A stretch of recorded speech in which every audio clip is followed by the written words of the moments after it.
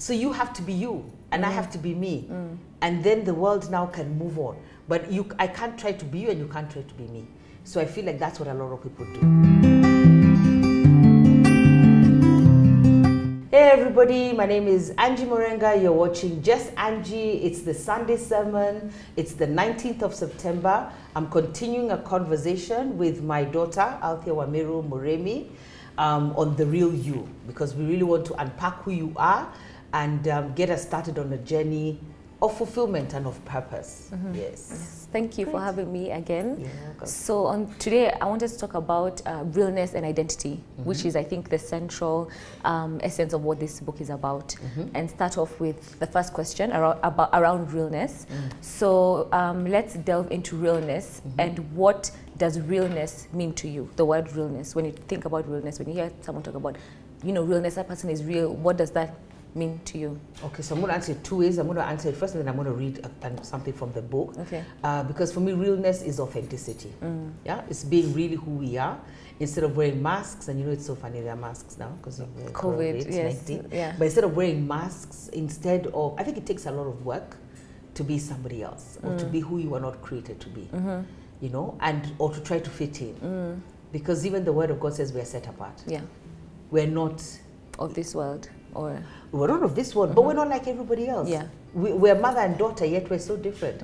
Our personalities are so different, number one. Yeah. We look different, but you came from me. Yeah. So you have to be you, and I have to be me. And then the world now can move on. But I can't try to be you, and you can't try to be me. So I feel like that's what a lot of people do, is maybe they see something or they like something, and especially in this era of role models, but you cannot completely become that person. Embody someone else, yeah. You've got to go through your own life, your own experiences, your own journey. And also something else that shocked me, I didn't think it was going to come up, but yesterday I was talking to somebody who was imprisoned wrongfully.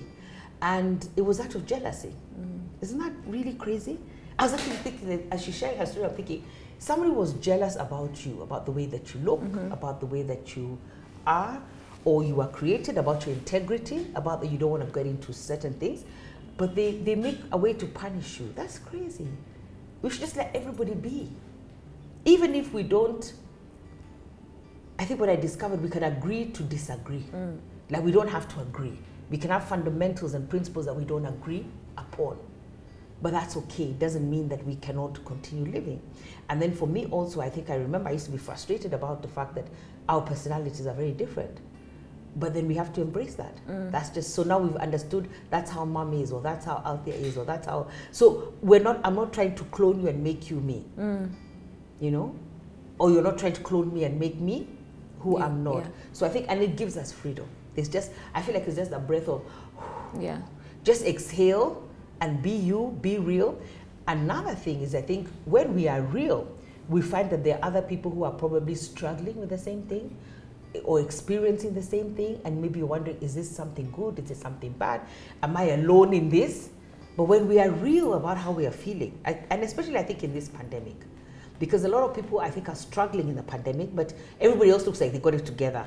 So even you feel you need to get it together. Instead of saying I have an issue. And I think for realness ministers, it also depends on who your audience is.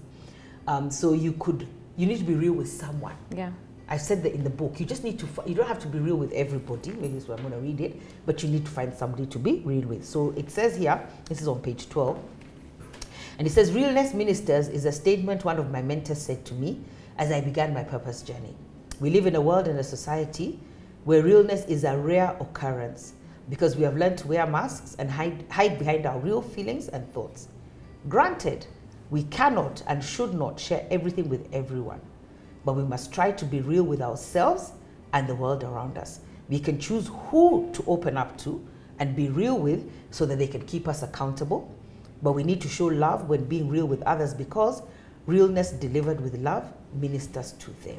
So I think that's powerful. That's saying a lot, Find somebody that you can be real with, and have love in that realness, and then use it as an accountability, also measure as well. Because I think sometimes when we're getting, like the way I said, maybe when people are, the pandemic, so much is happening through the pandemic, that you also need an accountability. You need to get out of it. You see, you can't keep drowning.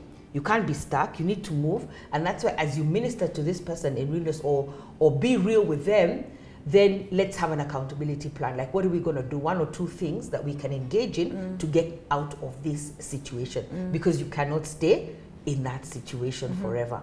It's like things like grief, yeah? I've been grieving my dad. It's been a year, but I'm still grieving. But there are minutes when I have to shake myself and say, hey, I better get it together, because maybe I can feel I'm sinking, and I feel like if I cross this line, it's going to be very hard to come back. Yeah. And then I don't know why, but I just feel like saying this as well. The other thing is, sometimes we have been accused as women, because I don't like blanket complete statements, is that in a relationship, let's say usually we're real with each other, then we can't use that in a fight or an argument later. We've got to be very, I think the word is vulnerable, and very wise in what people share with you and then what you share with others. Don't know if that makes sense in terms of realness. Okay. Yeah. I like it. So, realness in the age of social media. I think you should answer that question. I'd like to hear your perspective, and maybe I can offer mine. But when we're talking about something, as it sounds so simplistic, just being real, it sounds easy. But we're living in a day and age where people are straying farther and farther away from being real, plastic surgery, people depicting false lives on social media, filters, Finstagrams, like it's like sort of like we're trying so much to not be who we are. You don't want to be the authentic you in this day and age. So how do you think we can get back this generation, or this generation, back to being real, back to being authentic, back to valuing just being real and authentic with themselves, with those around them? How do you think that can? I really want us to delve into that, especially those Finstagrams. I was even wondering, what is that? What is a Finstagram? But I think, is it to become more accommodating? Because if I'm thinking, if I come out from the Finstagram angle, it's you have another account which you don't want your parents to know, or aunties, uncles, people like that around you. So you have another place where, I don't know whether that's now whether you're real there, or you're being fake here, or I don't even know where you're being real or fake. But is it because we think people will not accept who we really are? So maybe as parents first, let me talk as a parent, we need to begin to accommodate more what's happening in our children's lives and who they are. And then they need to, so I guess now parent accommodate more, and then as children maybe trust more. Trust your parents, trust that relationship. Because I think we are afraid of judgment. Is that it's judging that is making us have 3 accounts. Yeah, because you have to be here, these people this way, and here this way. So I think it's becoming more. The answer, I think, is being more accommodating, more accepting. Your favorite word, evolving. People have evolved. Yeah, so the relationships have evolved. Your children are evolving. Who is who are their role models? What do they value? They don't value what you value anymore. So being sort of accommodating of that, and maybe having conversation around this, so that I can be real with you and I don't have to be fake. But I don't know how far you can take that. But why I'm trying to maybe put in a Christian angle. Why do you think the devil attacks so much and brings fear to us as individuals for us showing up as our real selves? Like because that quote. Be accepted. So it's accepted. We feel like us showing our real self, we won't get acceptance and validation from the world. Yes, and we're not good enough. So it's always trying about, even us with our lashes. Yeah. It's fakeness, It's our what's it called? Makeup. You're just trying to present a picture to the world. Yeah. That is, I don't know, but you see. But do you think it's a lie he tells us, that if you show up as a real you, you will be accepted? So then curtails our purpose, curtails you from, as realness ministers, from just, just living in, because it must be so tiring to always have to portray something you're not. Live a double life or whatever. So I think that's maybe something. So I think it's got the imposter syndrome. It's got the to be validated. It's got acceptance. You don't put to judge you. There's you want to fit in. So I mean, why should you be different? Like for me, I'm always so different. Till I'm just now, at least now 55. I get it. Yeah, I get it. It's okay. Yeah. It's okay to be different. Yeah. But people don't like to be different. Yeah. They want to be the same. You want to fit in. You want to just be the one who's having fun with everyone, you just want to be okay. You just want to flow. You don't want to be different. That's the easy place to be. That's the easiest space to be. And then also, I think to watch, is it about socialization as well? So how do we learn our behavior? We watch people, then we just begin to engage like that. Yeah. You know, like now for me, I'm just thinking. I think when I went to Polytechnic, I found I didn't like my handwriting.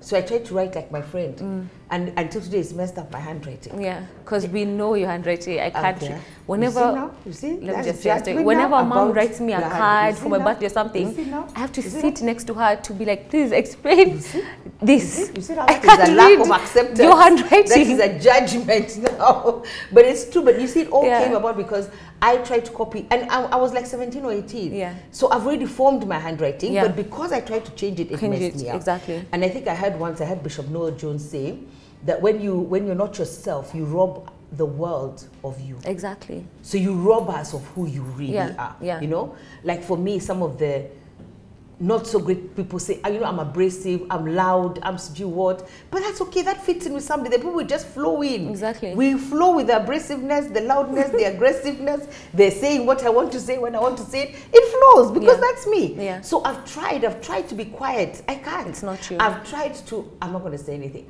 In seconds, I'm there. I've said it.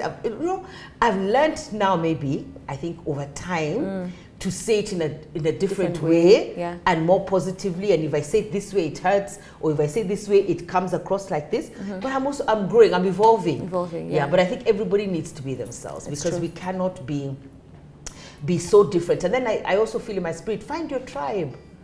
You know, find your tribe. And even in a tribe, there's so many different roles and people.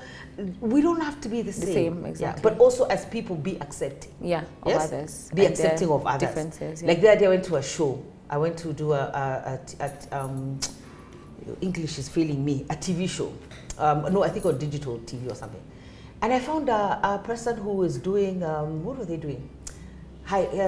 Hypnosis, you know, and before I'd have been like, my goodness, you know, I even flowed. I flowed with the theme. I flowed with it's her purpose, it's her calling. I'm not going to judge right now because that's not me. I'm sticking here. My name is here.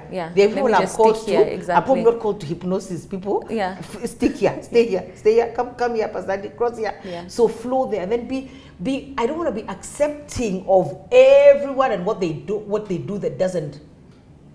That's not in my value system. But then again, I don't want to be judgmental. Exactly. Like, let's just flow. So here we are talking about, you know, finding the real you, finding your identity, and maybe there's a viewer or listener who is on that purpose. I mean, on that journey, and aside that journey. So what would you say are some practical steps that someone can go about in starting this purpose journey, starting this identity journey, starting this finding my real self journey? What practical steps? So I think that it's in the book somewhere as well. Is to do what I call a SWOT analysis and a vision analysis. And even before I say that, I think we need to stop. You know, sometimes we're just go. And also like swimming around frenzy, too much is happening. So I think you need to stop. And that's what I said in the book. Stop, pause, breathe in and out, even step away. Like take a few steps backwards and then do a SWOT analysis. So like, what are my strengths? And don't do too many. Do like, I always advise 3 of each. Like 3 strengths, 3 weaknesses, 3 opportunities, 3 threats. Put it there. And you can form a strategy. Now when I look at my strengths, my weaknesses, my opportunities, and my threats, what kind of strategy am I drawing from this? And this is now related to trying to find out who I really am. Is this not a vision analysis? No. Okay. This is still the SWOT analysis. Okay. So form a strategy from what you see as the feedback on the SWOT analysis. Then do a vision analysis. Because we're very frustrated in terms of why we're frustrated is what was I put on earth to do? Exactly. That's where the Finding frustration is coming in. Finding my purpose, am I calling my identity? Then you answer the 7 questions. I hope I remember them. First of all, answer the why. There are even leaders like Simon Sinek who said, always start with the why. Why are we doing what we're doing? Why am I here? Why am I in the family I belong to? Why am I going to church? Why do I feel all of a sudden, maybe I want to find my purpose, find my identity, find God? Why? Why am I averse to this God even? Ask you whatever why question you want, even in all the spheres. So we said the spirit, soul, body, professional. You pick it, pick anything, because this is going to help you. So why? Then what? And then when? where. I think it's how. How is a big one because that's the unpacking. How am I going to? How am I going to do this? Engage and like fulfill. now you said it's realness and identity. How am I going to engage in this? Yeah. Yeah. What do I need to do? So you brought up salvation. I hope you remember the others. But let's say you want to get born again. Yeah. So why is maybe I want to get born again, or what is I want to get born again? Why? You can ask yourself that question. How? So let's see how. Remember, I'm also stuck here. So how is maybe do I engage in more videos? Who are the ministers that resonate with me? Do I want to start reading my Bible every day for 15 minutes? Do I want to start my morning with a walk and a reflection? Do I want to end my evening with reflection? Do I want to cut out social media time so that I have more time with God? Do I want to read a book about purpose? Do I want to do a course about purpose? Do I want to do a program about purpose? So how am I going to get there? How am I going to get there? But you're breaking this down because it's a very big, vision can be done for anything, this analysis. Yeah. So you do the how, then you ask yourself who do I need to do this with? Yeah, who's going to help me unpack this? Who's going to help me unpack this journey? So even that means even YouTube videos, classes, programs, books, the real you, you know, what is going to help me on this process? And then who's my audience? When I'm done, or when I need to do what I need to do I have an audience? Do I have a community? Yeah. Is there somebody this purpose of mine is going to impact? And then remember with purpose, our frustration is that we want to know everything at once. It's always unfolding, but it also unfolds according to obedience. And then remember again, we're very powerful spirit beings. So we already know what we need to do. I always say, and I used to say that in the first PLF class, if somebody walked into a room and put you against the wall and said, I'm going to shoot you, or you tell me your purpose, every single one of us would know it. Would flow with purpose. Like a quick, fast, in a hurry. We would sing it. Yet we say we are stuck in not knowing it. But if our situation came that pushed you up against the wall, you would say something. Even if it's one word. You would say something. Powerful. Yeah. You would say so something. It's in us. It's already in us. You already know it. The problem is the paralysis analysis. That's what paralyzes us. And then with purpose, the whole secret is just to start. Yeah. One step. Remember when people used to come to our house and we used to pray? Actually, and now even it was salvation, then Bible school, then people would come, then we wrote the PLF manual, then we did the classes. So it's always unfolding. It's always a moving. We never thought we'd be here. We never even saw that. Who thought we'd be sitting here doing this? Yeah. But you see, the problem is if you don't start. And I think also one thing you said in the book that is very powerful, purpose is not about you, it's about others. And I think in this world of you, me, I think that's even a beginning, when you're starting to think about your purpose, don't look introspectively and thinking it's about me and what, think about others, because purpose is it's nothing to do with you. It's about others, leaving a legacy and, you know, impacting humanity. Yeah, so that's also even a different perspective to look at when you think about purpose. It's not about you. It's about it's about impacting other people and leaving a legacy. So I really and like you know that. You could start. You see now, because now when you say impacting others, guys have gone to the world now. I don't even know where they've taken a trip. But what about you? Yeah. Who are you called to impact in your world? Yeah. Yes. Exactly. Where's your scope of influence? Because we all have a scope of influence or a place that we need to start for. Yeah. Even if you want to become like a very world global leader, you have to start here. Yeah. You can't start as the global leader. Exactly. There's a process to get to be the global leader. Yeah. So the whole idea, I think, is to envision. Begin to envision, dig deep into yourself. Yeah. Another one, but it's also scary, is ask people around you. I don't like that one. Because unless you're ready, be strong for the feedback. From people that you might receive. Yeah. But it's good to ask other people, like, what do you think my purpose is? What do you think I'm good at? Yeah. When you look at me, what do you think even God has called me to do? Exactly. You know, what do you think? Just maybe ask a few people around you, but be ready for some of the answers that might not help you, might not make you feel edified and built up. Yeah. Okay. So to end this part of the segment, I wanted to ask you, who shows up to as real to you? You know, are there any mentors, any public figures that you look at and you say, yeah, that's someone real. That's someone who is, you know, realness is ministering. That's someone who is truly living out and fulfilling their purpose. Who comes to mind when you think? For me, Bishop T.D. Jakes. I knew you were going to say that. Let me tell you. Yeah. Do you know I wouldn't even be doing ministry if it wasn't for Bishop T.D. Jakes? Why? There are things you experience and you're like, that's it. Yeah. That's it. I'm done. Quitting today, tomorrow. You put on the TV. He's preaching about it. It's even funny. It's comical. His standard is huge. I mean, because he's talking, yours is like this. His is like this. Yeah. But I love, and it has really helped me, that he's so authentic. Yeah. So real. Issues, problems, celebrations, leadership, leading people, himself, the wars he's had within himself.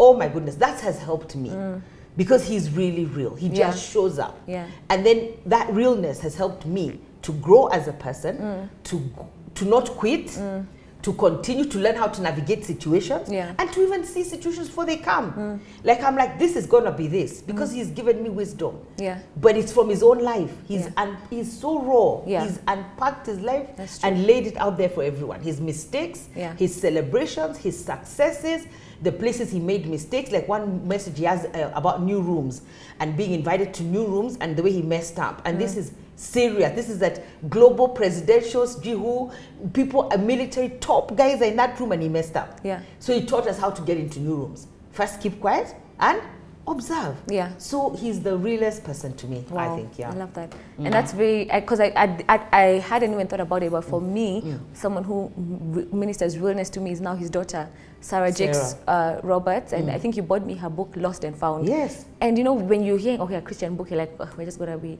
given verses and everything. But in that book, she unpacked, she details her real life, from what mistakes she made, how she shamed her dad, you know, having a child at 14. Yes. That is realness. And it actually, at the end of that book, it really ministered to me because now you see her on global platforms, preaching with her dad, starting her own church in California, in LA. And wow, that's, to me, that's someone who has been real, authentic, and she teaches like her dad through her life experiences. And I think that's what draws so many people to her. I mean, when I was in university at USC, I used to go to church, at her church on La Brea in Los Angeles. And the people who come, you just see, the church is just, it's like home. Because you're like, we're not putting up, you know, faces, masks, pretending we're holier than thou. It's here, we're real, we're authentic, we're Christians living this real day life, hardships, but like, yeah, she ministers realness to me. Yeah, and struggling, you know, because there were lots of media people in that church, I remember. Yes, I think I was one of the oldest people when I went to visit with you. People, they are all young, the dress code, you're like, Jesus help me, God, what is that, what have they want? But you see, and it's no judgment. No judgment, you come as you are. Yes. And you know, we say, come as you are. And that's how Jesus had his ministry. It was no judgment zone, come as you are. Now it's us who have put religion into Christianity, which it's not supposed to. And I remember the first time I saw her, I told everybody that's going to be the next bishop. And they were looking at me and I was like, this is because of also pain. You know, now pain also is a good thing. Anybody who's experiencing pain out there, find out what to do with your pain. Because the pain, you know that book, Lost and Found? Yeah. I read it, 24 hours. Yeah. You know, I bought it for you. Yeah. I read it. You read it before you gave it to me? Yes. I remember I came to visit you in Leeds. Yeah. So I had come from a conference. I picked it up. I read it. I didn't put it down. Yeah. I could not put it down. Because I just kept reading. Shock, first of all. I was like, whose child is this? Whose child is this guy? Yeah. What? Yeah. Yeah. So they are real. And you see now their lives have ministered. Exactly. Yes. Yeah. Yeah. Even something like Joyce Meyer. Yeah. Ministered out of her pain. Yeah. You know, it's not common to go and share that your father raped you from age 13 to 18. But she's healed so many people. Yeah. Just by being real. Real. Yeah. Yeah. Yeah. Great. So that's it. That's it for me. Yeah. Well, thank you for watching Just Angie. We're talking about realness, and that was about realness and identity and how to be real and how realness ministers. So, you know, unpack you. That's what the book is about. It's unpacking you. So have a realness conversation with yourself this week. God bless you and bye-bye.